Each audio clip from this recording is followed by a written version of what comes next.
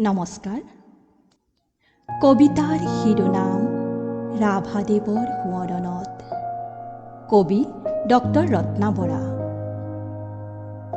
লগন উকলি গ'ল, তোমাক দিব লগাখিনি দিয়া নহ'ল। হয়তো মনৰ কথাবোৰ হিয়াতে গুপুতে থাকি গ'ল।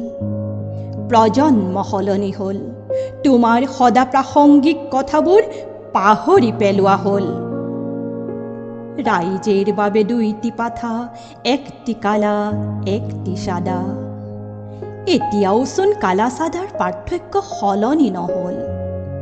বালিতে বহা বান্ধি চকুৰি ভকতক লৈ কোৱা শংকৰদেৱৰ ভেদহীনতাৰ কথাবোৰ পাহৰি গ'ল। শিল ভঙা শ্ৰমিকবোৰ, মাটি ভঙা কৃষক, হাল কোৰ দা হাতুৰি অচিনাকি হ'ল। ঘৰৰ ছালত বদন বহিল। বিলত হলা ধুনীয়া পদুমী, সেই ফুলে ফুলে উৰা পখিলাবোৰ ক'তনো হেৰাই গ'ল।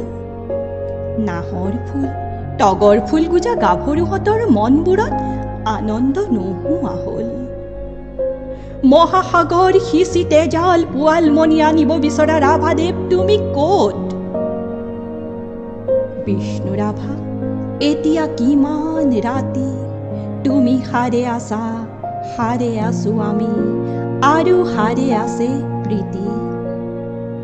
সুৰৰ দেউলৰ ৰূপৰ দুৱাৰৰ শিকলি খুলি দিয়াহি, চিফুং বাঁহীটি বজাবলৈ, প্ৰীতিৰ বাৰ্তা দিবলৈ আকৌ ঘূৰি আহা। ধন্যবাদ।